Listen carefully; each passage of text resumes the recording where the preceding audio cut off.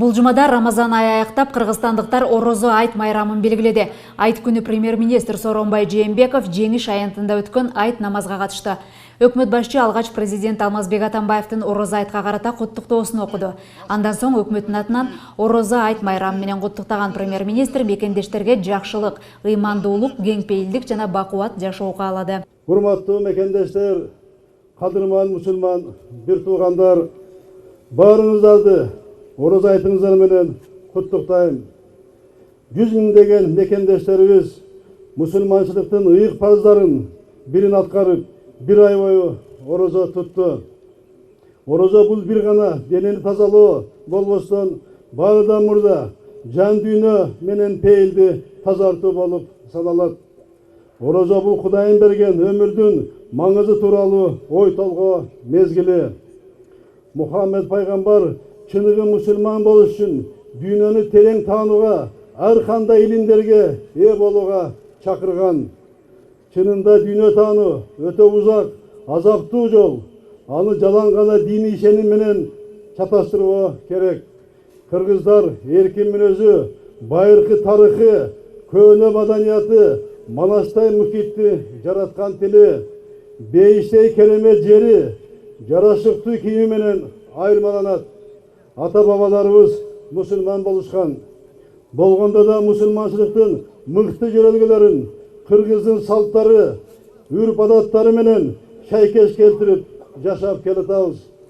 Байыртадан эле элибиз фанатизм менен радикализмден алыс, айкөлдүк, адал, каниет кылуу, нысап, нәпсини тыюу, ыймандуулук деген сыяктуу асыл түшүнүктөр эне тилибизде эзелтен бар. Ал эми бул түшүнүктөр ыйык Курандын негизин түзөт эмеспи? Урматтуу мекендештерим, азыркы ааламдашы доорунда прогресс менен кошо бөтөн маданияттарды, жүрүм-турум образдарын, керек болсо кийимдерден бери таңоолоого жол ачылды. Диний ишеним менен улуттук маданиятты, салттарды карама-каршы коюн айынан бир улут ичинде атүгүл бир үй бүлөдө карама-каршылыктар күчөдү. Ошентип өлкөлөрдүн коопсуздугуна, улуттук биримдик менен ынтымакка доо кетип жатат. Тилекке каршы бул көрүнүштөн Кыргызстанда четте калган жок. Диндик күчтөп таңылоо, башка ишенимдеги же атеист мекендештерибизди кемсинтүүлөр, коркутуулар кездешип жатат. Акыркы кезде диний ишенимге байланыштуу чатактар ырбап, саясий түскө ээ боло баштаганы кабат ыргылат. Динчилер саясатка киришкенде эмне болоорун азыркы күндө бир топ араб өлкөлөрүнөн көрүп жатабыз. Кадырман момун мусулмандар, Кыргызстан калкынын басымдуу көпчүлүгү мусулмандар экени талашсыз. Ислам тынчтыкка, ынтымакка данекер дин. Бул дин таанылоого муктаж эмес, болгону ар ким ишенимге өз жолу менен келип, Кудайды өз ыктыяры менен тааныш керек деп эсептейм. Ислам тынччылыктын, ынтымактын, сабырдуулуктун, кечиримдүүлүктүн дини. Урматтуу момун мусулмандар, мекендештер, ыйык Орозо айтыңыздар менен дагы бир жолу куттуктайм. Ар бир үй бакыт менен ырыскага толсун. Жараткан элибизге ынтымак, жерибизге берекет берсин. Мамлекеттик мүлктү башкаруу фондунун негизги милдети кыска убакыт аралыгында мамлекеттик мүлктү инвентаризациялоо болуп саналат. Бул багытта премьер-министр Сооронбай Жээнбеков мамлекеттик мүлктү башкаруу фондунун төрагасы Мелис Мамбетжановду кабыл алганда дагы бир ирет эскертти. Өкмөт башчы фонддун төрагасына мамлекеттик үлүшү бар акционердик коомдордун дивидендтерин которуу аркылуу бюджет киришесин толтуруу жана менчиктештирүүнү тапшырды. Мындан сырткары Мелис Мамбетжановго жалпысынан мамлекеттик мүлктү жана мамлекеттик активдердин тийиштүү эсебин жүргүзүп, ушул жылдын октябрь айынын соңуна карата аталган тапшырманын аткарылышы тууралуу отчет тапшыруусун талап кылды. 2016-2017 жылкы күз-кыш мезгилине даярдык көрүү боюнча өкмөт камылга көрө баштады. Вице-премьер-министр Олег Панкратов тиешелүү тармак жетекчилери менен кеңешме өткөрүп, жылытуу мезгилине тийиштүү даярдык көрүү алкагында Токтогул суу сактагычындагы суунун топтолушу боюнча маалымат алды. Эми Улуттук энерго холдинг менен электр станциялары ачык акционердик коомдору биргеликте жайкы мезгилде Кыргызстанга Тажикстандан электр энергиясын жеткирүү боюнча маселени иштеп чыгышы керек. Токтогул суу сактагычында сууну максималдуу чогултуу максатында 2016-2017 жылдын күз-кыш мезгилине даярдыктардын башталышына карата электр энергиясын өз ара алмашуу мүмкүндүгү каралууда. Тажикстандан Кыргызстанга жайкы мезгилде берилген электр энергиясынын көлөмү башка мезгилдерде кайтарылат. Бул Токтогул суу сактагычынан суунун агып чыгуусун кыскартууга жана Тажикстан үчүн Вахш ГЭС каскадындагы бош кеткен сууну алып чыгуусун кыскартууга шарт түзөт. Өлкөдө 2010 жылга салыштырмалуу жакырчылыктын саны 5%га кыскарган. Бул тууралуу социалдык өнүгүү министри Кудайберген Базарбаев премьер-министр Сооронбай Жээнбековго өлкөдөгү социалдык абал тууралуу жалпы маалымат бергенде кабарлады. 2010 жылы республика боюнча 371 миң жаран жөлөк пул алса, 2016 жылга алардын саны 70 миңге азайды. Азыркы тапта өлкөнүн 294 миң жараны мамлекеттен жөлөк пул алат. Социалдык жактан аз камсыз болгон үй бүлөлөрдү колдоо максатында 400дөн ашык түрдүү багыттагы долбоорлор иштейт. Өкмөт башчы элдин социалдык абалын жакшыртууга карата дагы жаңы сунуштарды киргизүүнү тапшырды. Аны менен катар бул жылы да социалдык багытты колдоо максатында 95 миллион долларлык түрдүү долбоорлор пландалып жатканын билдирди. Ошондо адам баласы биздин башка мамлекетке бара электе сайтка кирип, калькулятор аркылуу өзү билип алат да, пособие алганга укугу барбы, жокпу, укугу жок болсо эмне себептен укугу жок. Ошонун баарын программа өзү жооп берет да. А укугу бар болсо канча өлчөмдө пособияны ала алат. Ошону чыгарып алып, мына ошо менен эмеге биздин башкармалыкка барат. Премьер-министр Сооронбай Жээнбеков Кыргызстандын Өзбекстандагы толук жана ыйгарым укуктуу элчиси Данияр Сыдыковду дипломатиялык миссиясынын башталышына байланыштуу кабыл алды. Премьер-министр бир катар тийиштүү тапшырмаларды берип, жаңы элчи өзүнүн иш тажрыйбасын келечекте Өзбекстан менен мамилелерди мындан ары да өнүктүрүүгө жумшаарына ишенимин билдирди. Өкмөт башчы президент Алмазбек Атамбаевдин жана Өзбекстандын президенти Ислам Каримовдун 2016 жылдын 24 июнунда Ташкент шаарындагы жолугушуусун эске алуу менен Өзбекстан менен бардык маанилүү багыттар боюнча кызматташууну активдештирүү жана коңшулук алаканы чыңдоо зарылдыгын белгиледи. Тактап айтканда, эки тараптуу кызматташуу боюнча биргелешкен өкмөт аралык комиссиянын, ошондой эле эки өлкө ортосундагы чек араларды делимитация жана демаркациялоо боюнча өкмөт аралык комиссиянын кезектеги жыйынын өткөрүү зарылдыгын белгиледи. Добрый день, уважаемые участники заседания. Премьер-министр Сооронбай Жээнбековдун төрагалыгында регулятивдик реформа боюнча кеңештин кезектеги жыйыны болду. Регулятивдик реформа жүргүзүүнүн негизги максаты административдик процедураларды жөнөкөйлөштүрүп, ишкерлерге ыңгайлуу шарт түзүү. Өкмөт башчы Сооронбай Жээнбеков аталган реформа чоң мааниге ээ экенин 2017 жылга чейинки улуттук туруктуу өнүктүрүү стратегиянын алкагында каралган бир катар милдеттерди түздөн түз чечээрин билдирди. Өкмөт ишмердүүлүк жаатында мыйзамдарды ревизиялап, негизсиз, мыйзамсыз бири-бирине карама-каршы келген жана кайталанма укуктук ченемдик актыларды жоюуну сунуштады. Мындай кадам атамекендик ишкерлер үчүн реалдуу шарттарды түзүүгө мүмкүндүк берет. Жыйынтыгында 192 нормативдик укуктук актылар жана 97 административдик процедура анализделип, аларга карата сунуштар иштелип чыкты. Өкмөт башчы ал көрсөтүлгөн сунуштар ишкерлердин өздөрүнүн өндүрүшүн кеңейтүүгө жана жаңы жумушчу орундарын түзүүгө болгон материалдык жана убактылуу тоскоолдуктарын кыскартаарын кошумчалады. Буга байланыштуу өкмөт башчы Сооронбай Жээнбеков регулятивдик реформаны жүргүзүү ишин бизнес чөйрөнүн пикирин эске алуу менен туруктуу негизде ишке ашырылууга тийиш экендигин белгиледи. Проводится административная работа. Административдик чараларды көрүү менен ашыкча документтерди кыскартып бизнеске шарт түзүү. Мындай чечимдердин бардыгын бизнес тармагындагы өкүлдөр менен бирге отуруп, көп жолу талкууларды өткөрүп, чогуу жыйынтык чыгардык. Эми аларга мамлекет тарабынан жакшы шарт түзүлүп, иштегенге ыңгайлуу болсо, натыйжа чыгат деп ишенем. Премьер-министр Сооронбай Жээнбеков Бишкек-Манас эл аралык аэропорту жолунун курулушунан кабар алды. Ошондой эле премьер-министр Бишкек шаарынын Рыскулов жана Жибек жолу проспектисинин ортосундагы Аларча дайрасынын жээгинде оңдоо ишин жүрүшү менен да таанышты. Кыргызстандагы жолдордун курулушу тууралуу берүүбүздүн кийинки бөлүгүндө кененирээк сөз болот. Бул аптада премьер-министр Сооронбай Жээнбеков Бишкек-Манас эл аралык аэропортуна кетчү жолдун реконструкциялоо иштеринин жүрүшү менен таанышты. Учурда жолдун чыгыш тараптагы бөлүгү толугу менен бүткөн. Мындан улам аталган тилке боюнча автоунаалар өткөрүлүп жатат. Бирок жаңыдан гана курулуп бүткөн жолдун абалы өкмөт башчыны канааттандырган жок. Райондун депутаттары мындай салбай атат, айылдарда түз салып атат. Мындай болбойт да мындай. Аны оңдоп ала барып, бәрі ала барып. Оңдоп бәрі. Кабыл албай ала барып. Сооронбай Жээнбеков бул жолдун курулушуна мамлекеттен бөлүнгөн каражат сарпталып жатканын белгилеп, кемчилдиктерди жоюу ишин реконструкциялоо менен алектенип жаткан компаниянын өз эсебинен аткарууга милдеттендирди. 1 миллиард сом кетип атса, атай үчүн жасап атса бардык, поменяйте давайте. Меняйте полностью бардык калтырады. Бишкек Манас аба майданынын жолунун узундугу 29 чакырым. Азыркы кезде аталган трассанын батыш тарабы жасалууда. Сооронбай Жээнбеков бул тилкеде да аткарылган иштердин сапатына ынанган жок. Ал транспорт жана жолдор министрлигине бардык оңдоо ишин белгиленген мөөнөттө жыйынтыктоо тапшырмасын берди. Бугауда премьер-министр Бишкек шаарынын Рыскулов жана Жээк жолу проспектисинин ортосундагы Аларча дарыясынын жээгин оңдоо ишин көзөмөлдөп чыкты. Могу жерде 1 ай мурда төктүрүп койгонбуз. Ошо менен Молозаводский поселокду почти сактап калдык.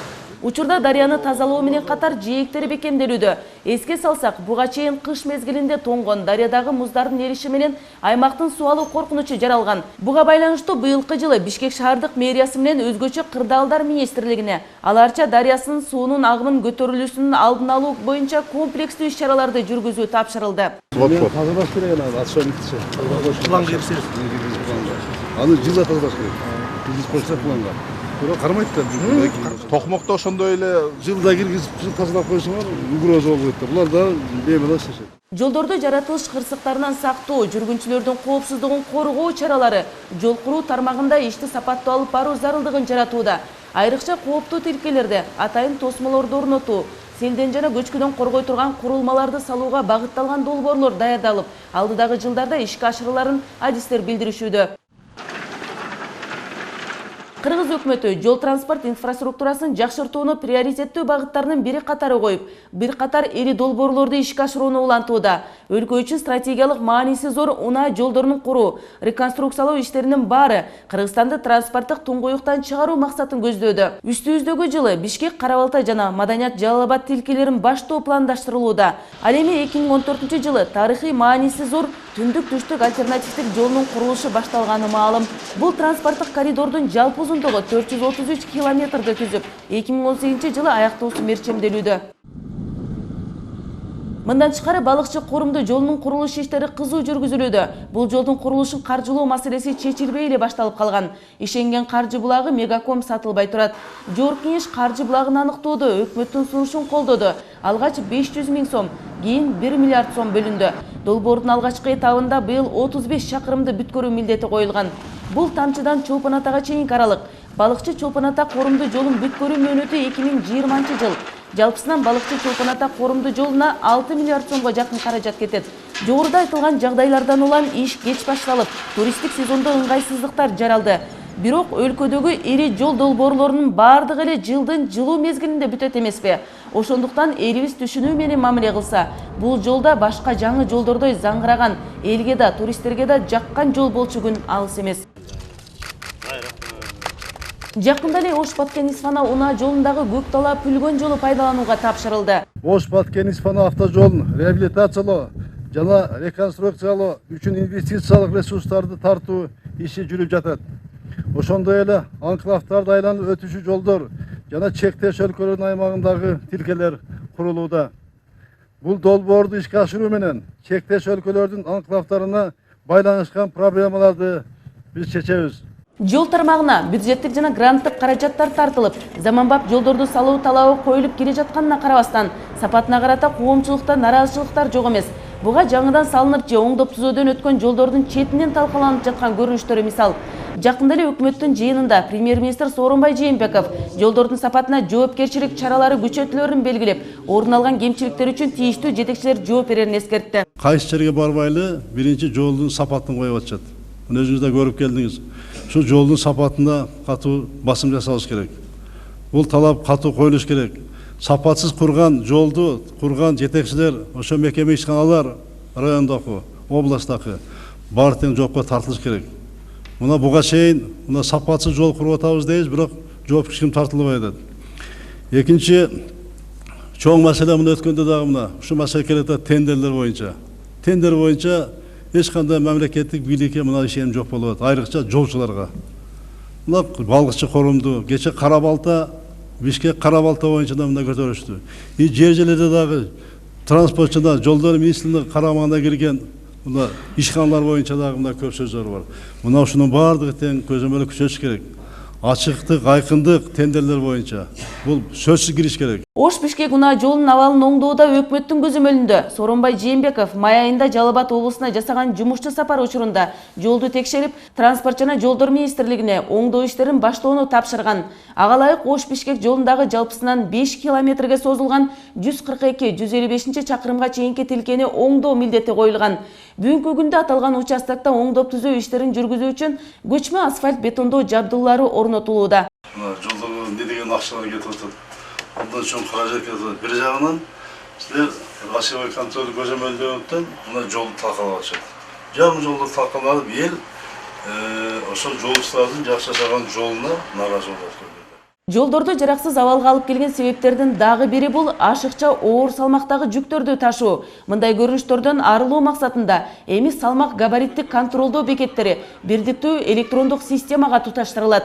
Премьер-министр Сооронбай Жээнбеков Төө ашууга кирип бараткандагы Сосновка салмак габариттик контролдоо бекетинин иши менен таанышуусу учурунда өлкөдөгү бардык тараза бекеттерин бирдиктүү электрондук системага туташтыруу ишин ушул жылдын аягына чейин бүткөрүүнү тапшырган. Бул иш аткарылса, жүктү көзөмөлдөө ишинде ачыктык камсыз болуп, адам фактору жокко чыгарылат. Эң негизгиси жолдордун мөөнөтүнөн мурда жараксыз абалга келүүсүнүн алдын алып талкалануусуна бөгөт коюлат.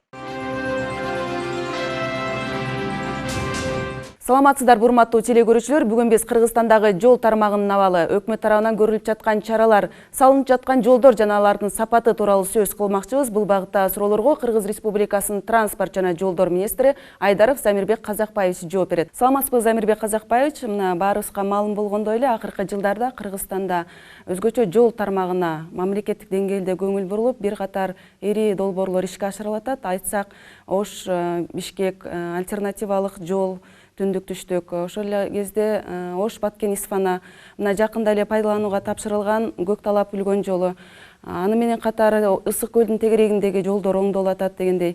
Бирок жолдордун оңдолуп жатканы менен алардын сапаты боюнча маселелер жаралып жатат да.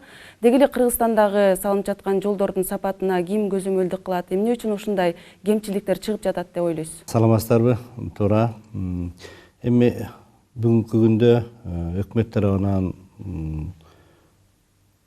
чоң көңүл бурулуп аткан бул жол тарамагы болуп атат. Өзүңүз айткандай, мынакей азыркы мезгилде альтернативдүү жол, себерүк жолу салынып атат.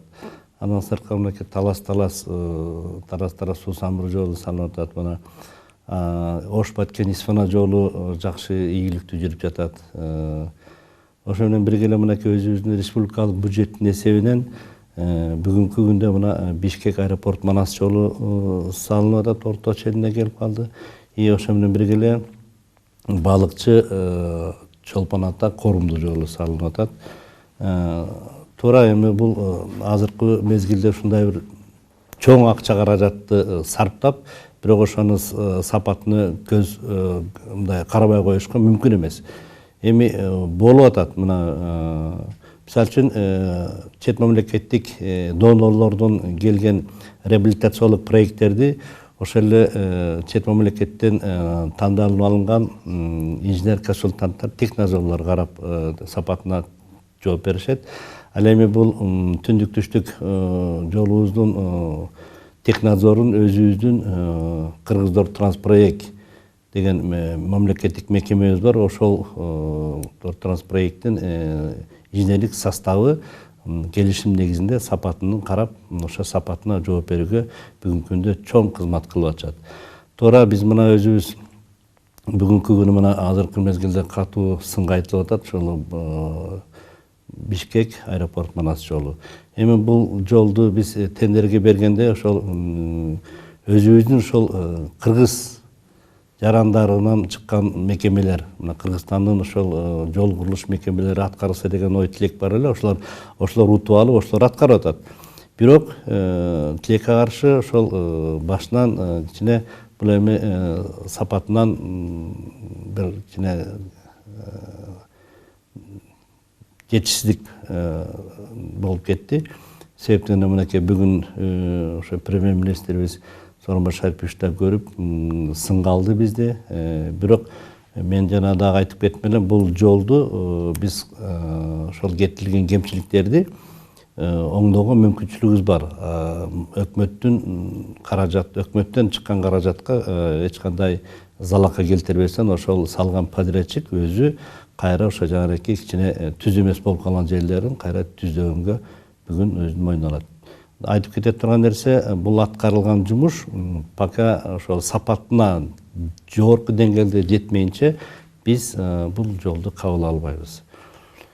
Эми мен ушу кызматка келгенден мурун деле ошол баштадык элек, сапатын жогорулатыш үчүн ошол бүгүнкү күндө өзүбүздүн ошол жол курулуш мекемелерибиз, мынакей жол тейлөө мекемелерибизге өздөрүнө башка бир подрядчикке бербей, тендерге чыгарбай, ошол өздөрү салып, өздөрү сапатына жооп бергенге азыр мынакей быйыл ушундай чоң алдыга максат койдук. Себептигинде мына ошол өзү салса, өзү кайра жооп берет. Өзү жооп берет дагы бареки жеке көзөмөлгө алып, дайыма карап турат деген ойдобуз. Ошол себептен биз дагы ошол сапатын жогорулатканга быйыл алдыбызга чоң тапшырмаларды койгон. Эл арасында Бишкек Талас-Тарас жолу боюнча дагы ар түрдүү пикирлер айтылып атат да. Бул жолго делген каражат ошол балыкчы коомдоо жолуна тартылып, бул жолдун оңдоо иштери башталбайт деген сыяктуу пикирлер дагы айтылып атат да. Буга негизи барбы? Бул эч кандай мүмкүн эмес. Себеп дегенде бул Тарас-Талас суу самыр жолу Ислам өнүктүр банкы каржылап атат бул жолду. Ошондуктан ал банктын каржылап аткан акчасын Кыргыз өкмөтү алганга мындай шарты да жок, ал мүмкүн эмес да. Турциянын жеке компаниясы, ишкерлер келип салып атат. Мен оюмча булар сапатына көңүл бөлүшүп, ушул быйыл 16-жылдын аягында бүтүрөбүз деген максат бар. Дагы бир маанилүү долбоорго токтолсок, бул түндүк-түштүк альтернативдик жолунун курулушу.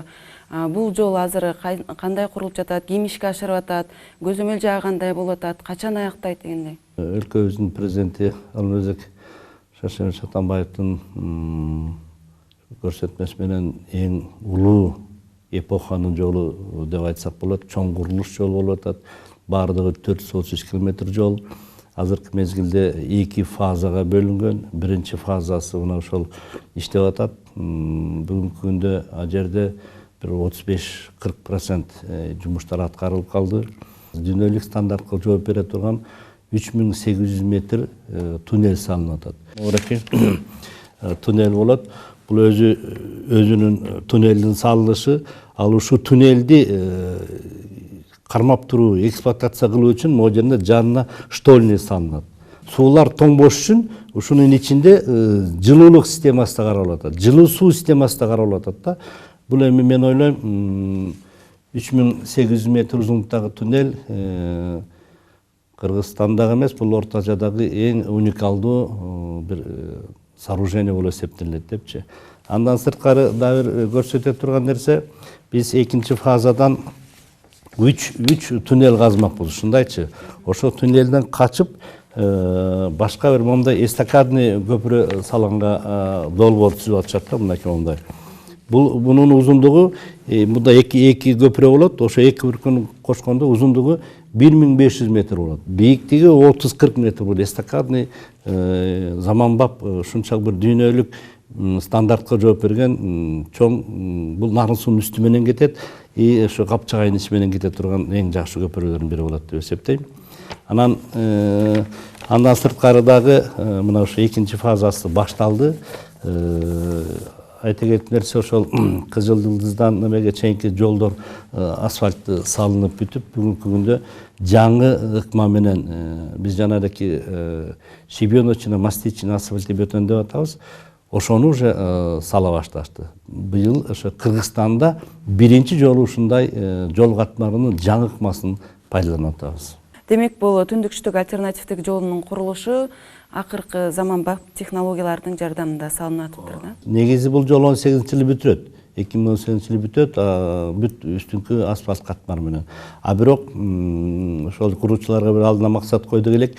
2017-жылы ошол жараки шагыл жол менен биринчи ошо шагыл жолду менен өткөрүп бергенгечи. Экинчи этапта анын баары асфальтталып. Ооба, экинчи этабында уже бүт пол баардыгы тең асфальтталат. Замир Казакбаев мына акыркы кездерде ошол Ош-Бишкек жолунун сапаты бузулуп кетүүсү боюнча дагы, коомчулукта дагы, айдоочулар тарабынан дагы, жогорку кеңештин депутаттары тарабынан дагы көп сын пикирлер айтылып келатат да. Бул багытта өкмөт башчы дагы Жалал Абад облусуна болгон сапары учурунда дагы сизге тапшырма берди эле. Биз мынакей министрлик ошо көлдө, ысык көлдө иштеп аткан передвижной биз көчмө асфальт бетон заводубуз бар болчу. Ошону мынакей Суу Самыр өрөөнүнө көчүрүп келдик 146 километрде. Бүгүнкү күндө монтажы бүтүп калды.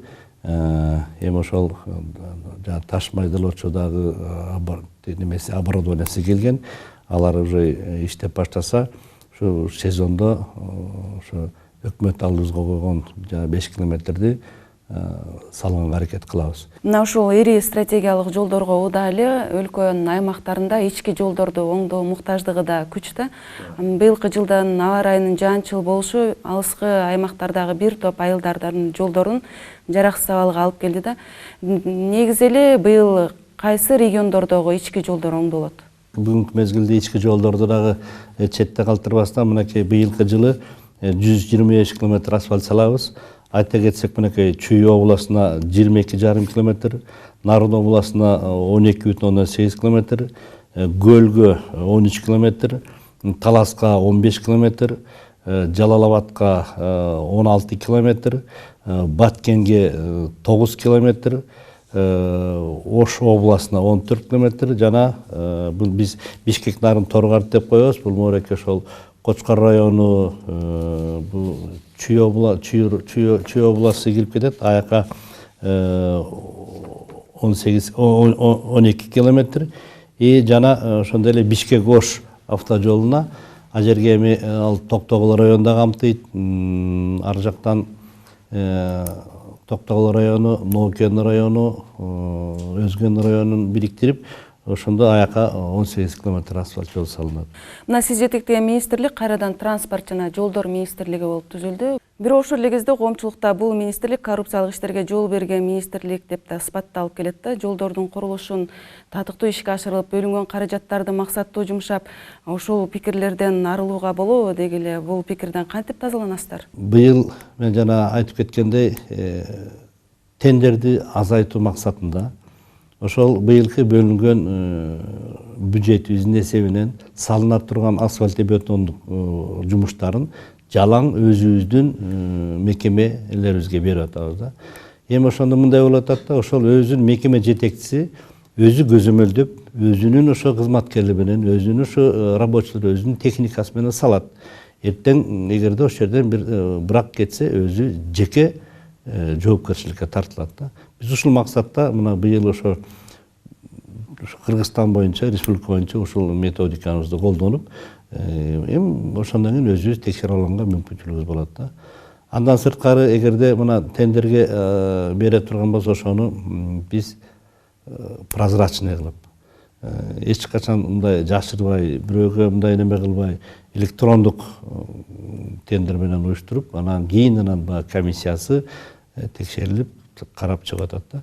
Бирок эми ал жерде баары ошо человеческий фактор деп койбойбуз, адам фактор болгондуктан ар кандай ситуацияга кабыл атабыз. Ошонун ичинде иш жүргүзүп атабыз.